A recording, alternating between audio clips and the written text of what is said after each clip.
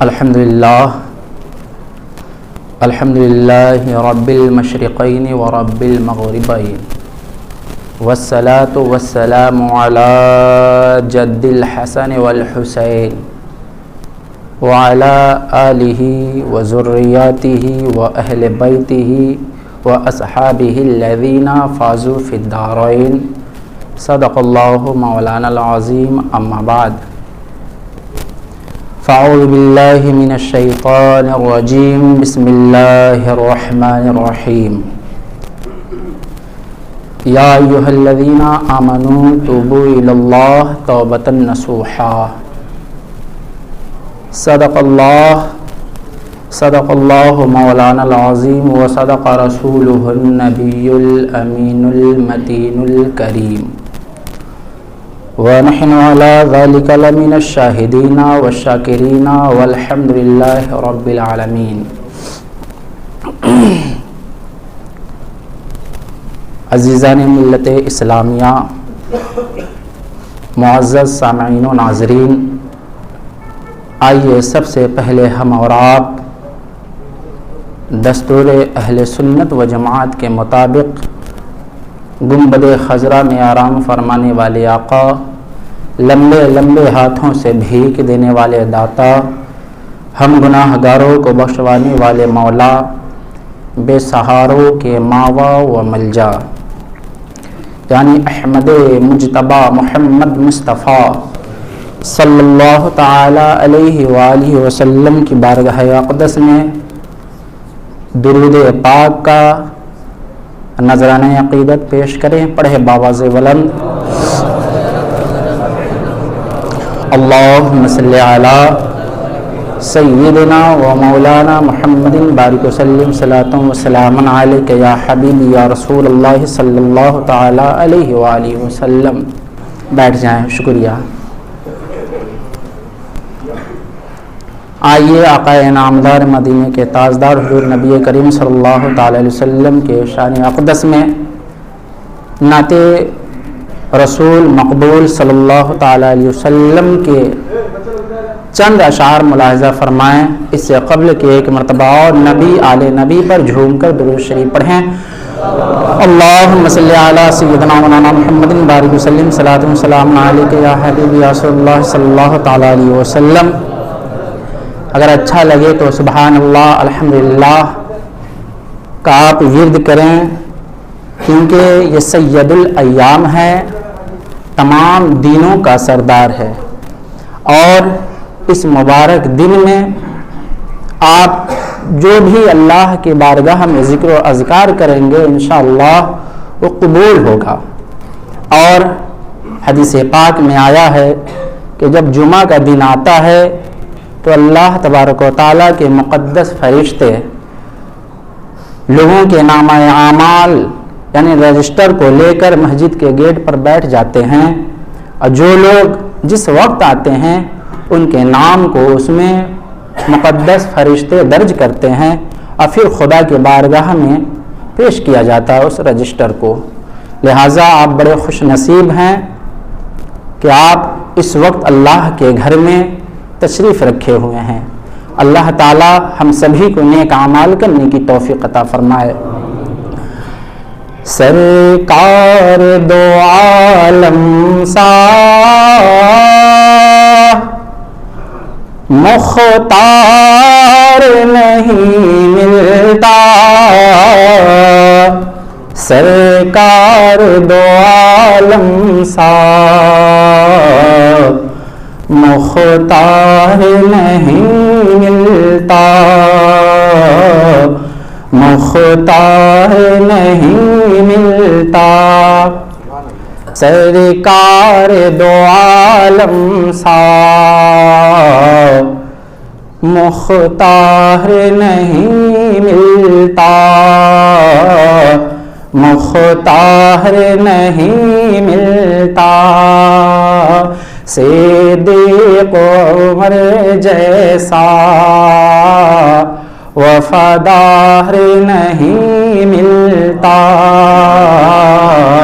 سردار نہیں ملتا، سرکار دو عالم سا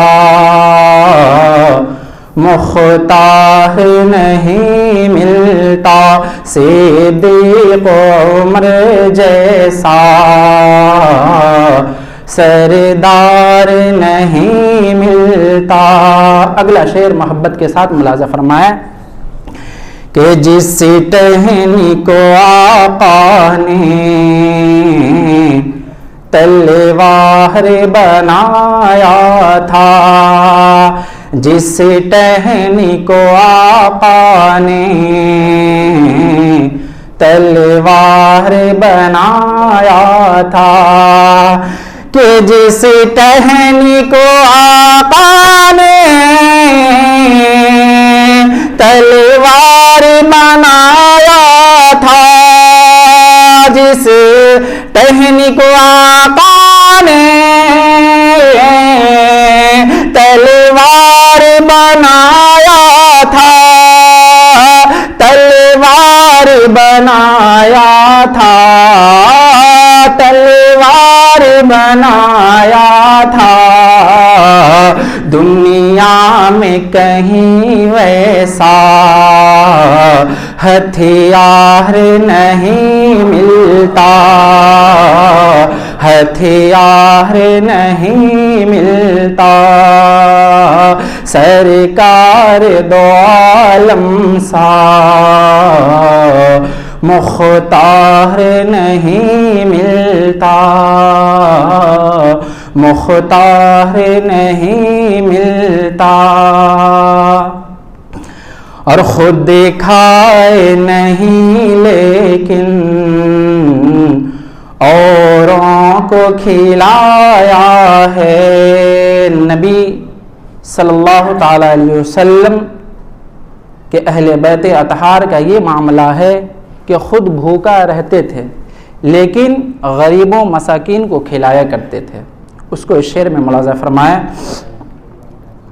کہ خود کھائے نہیں لیکن اوروں کو کھلایا ہے، اوروں کو کھلایا ہے، کہ خود کھائے نہیں لیکن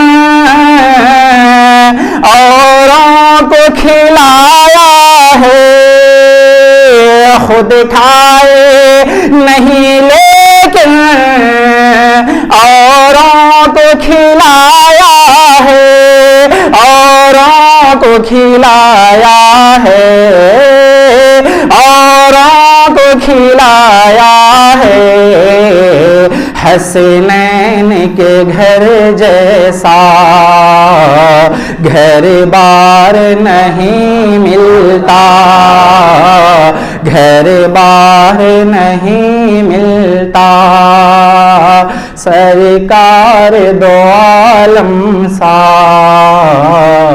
سردار نہیں ملتا۔ اور تیزی کے ساتھ آخری شعر ملاحظہ فرمائے حضرات کہ طیبہ کے بہاروں سے آنا ہی نہیں فیضی، آنا ہی نہیں فیضی، کہ طیبہ کی بہاروں سے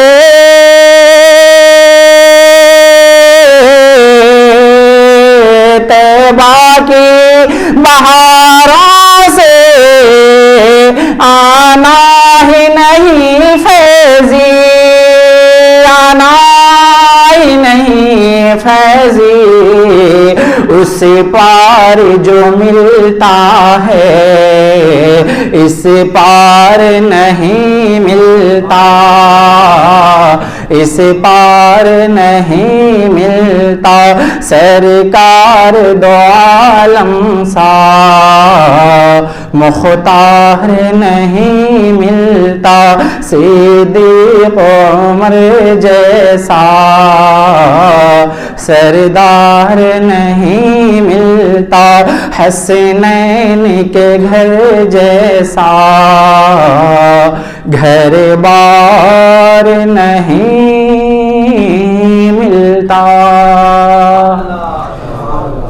آئیے محبت کے ساتھ پھر درود شریف پڑھیں. اللہم صلی علی سیدنا مولانا محمد بارک وسلم صلاۃ و سلام علیک یا حبیب یا رسول اللہ صلی اللہ تعالی علیہ وسلم.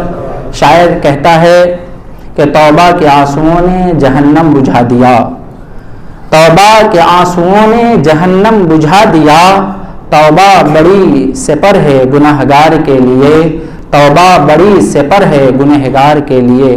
عزیزان ملت اسلامیہ، خطبہ مسنونہ کے بعد میں نے جس آیت مقدسہ کی تلاوت کا شرف حاصل کیا، اللہ تبارک و تعالی ارشاد فرماتا ہے یا ایھا الذین آمنوا یا ایھا الذین آمنوا توبوا الی اللہ توبۃ نصوحا، کہ اے ایمان والو اللہ کے لیے ایسی توبہ کرو، اللہ کی طرف ایسی توبہ کرو جو آگے کو نصیحت ہو جائے. عزیزان ملت اسلامیہ، تو بات چل رہی تھی، گفتگو چل رہی تھی کہ توبہ ایک ایسی عظیم شے ہے، ایک ایسی عظیم اور مبارک شے ہے کہ جو بندہ مومن صدق دل سے خدا کی بارگاہ میں توبہ کرتا ہے تو اللہ تبارک و تعالی اس کی توبہ کو قبول فرماتا ہے، اور یہیں تک محدود نہیں ہے بلکہ ان کے گناہوں کو معاف فرما دیتا ہے، اور وہ اس قدر پاک و صاف ہو جاتا ہے، ایسا پاک ہو جاتا ہے کہ جیسے ابھی اپنی ماں کے پیٹ سے پیدا لیا ہے. یہ ہے توبہ کی برکت، اور یہیں تک محدود نہیں ہے.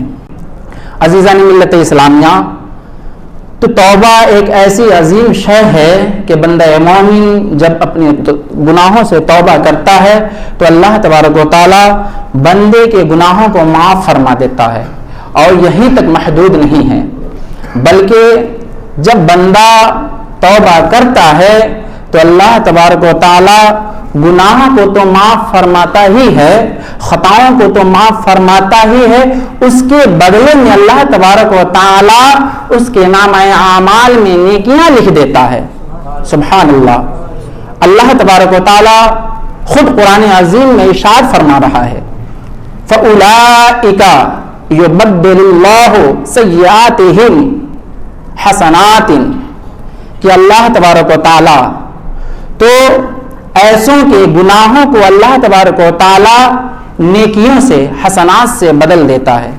یعنی جب آپ توبہ کرتے ہیں خدا کی بارگاہ میں تو اللہ تبارک و تعالی گناہوں کو مٹا دیتا ہے، اور اس کے بدلے میں اس کی جگہ پر آپ کے نامہ اعمال میں نیکیوں کا اضافہ کر دیتا ہے، نیکیاں لکھ دیتا ہے. کتنی بڑی مسرت کی بات ہے، خوشی کی بات ہے. اللہ تبارک و تعالیٰ کس قدر مہربان غفور و رحیم ہے کہ ہم گناہ بھی کرتے ہیں اور توبہ کرتے ہیں تو ہمارے گناہوں کو معاف فرما دیتا ہے اور ہمارے نامہ اعمال میں نیکیوں کا اضافہ فرماتا ہے.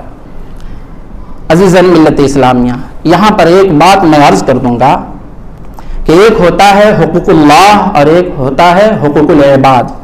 ایک اللہ سے متعلق ہے گناہ اور ایک ہے بندوں سے متعلق. حقوق العباد کی بنسبت حقوق اللہ بہت آسان ہے.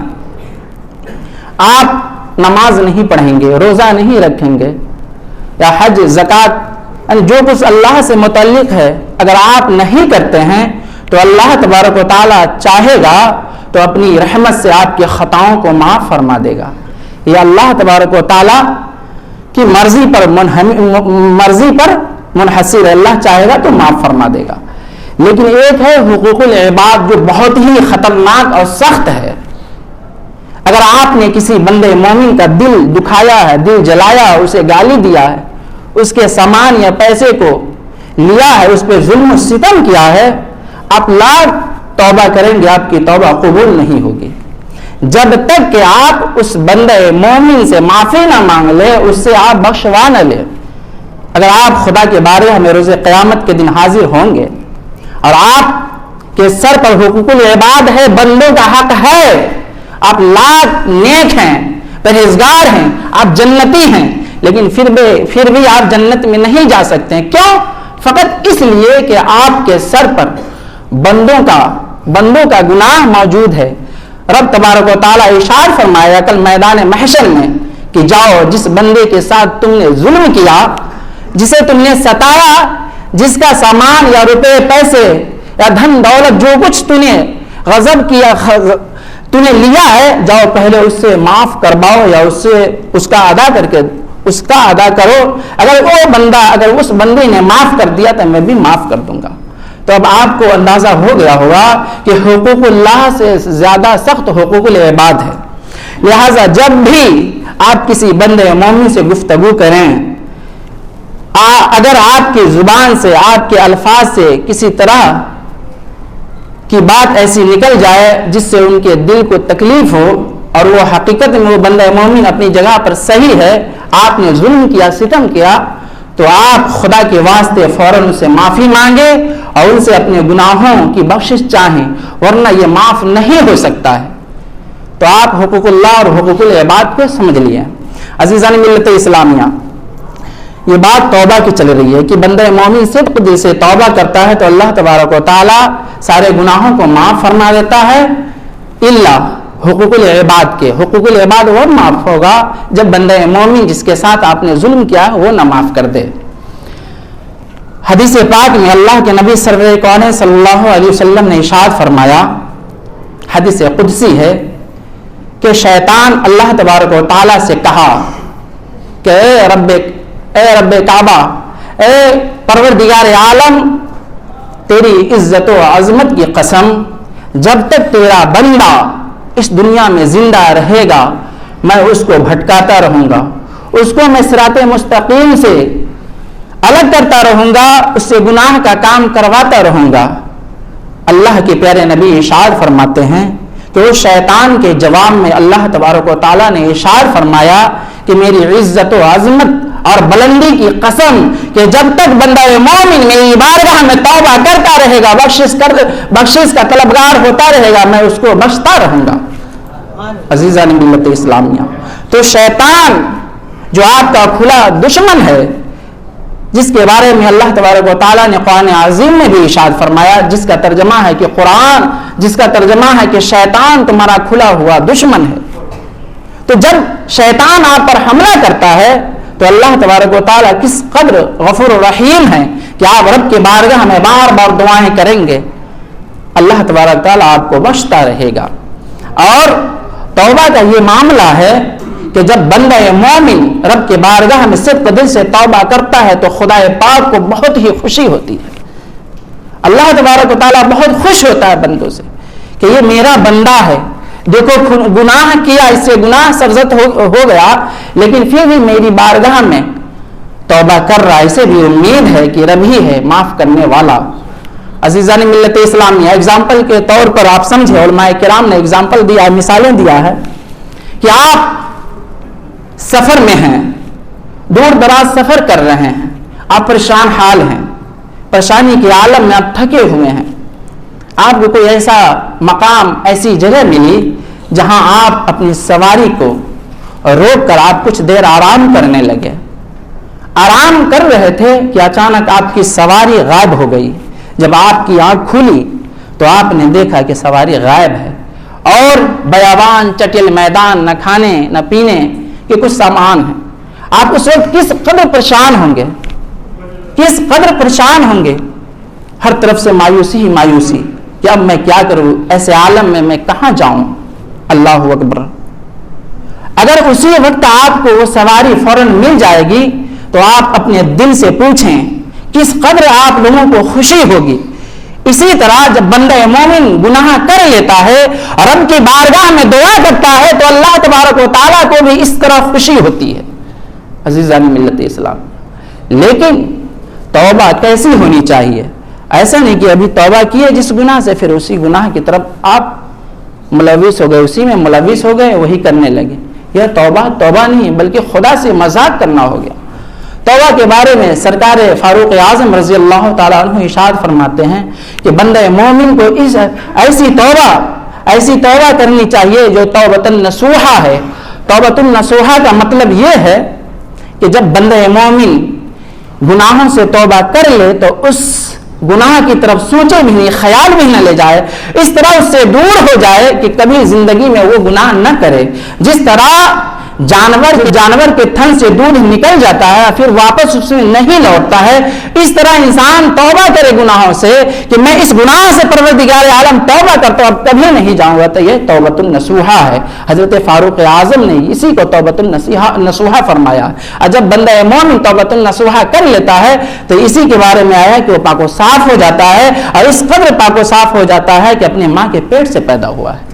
عزیزان ملت اسلامیہ، فاروق اعظم کا دور حکومت ہے، اس میں ایک شرابی شراب پی کر مستی میں آ رہا ہے اور شراب کی بوتل اپنے بغل میں چھپائے ہوا ہے۔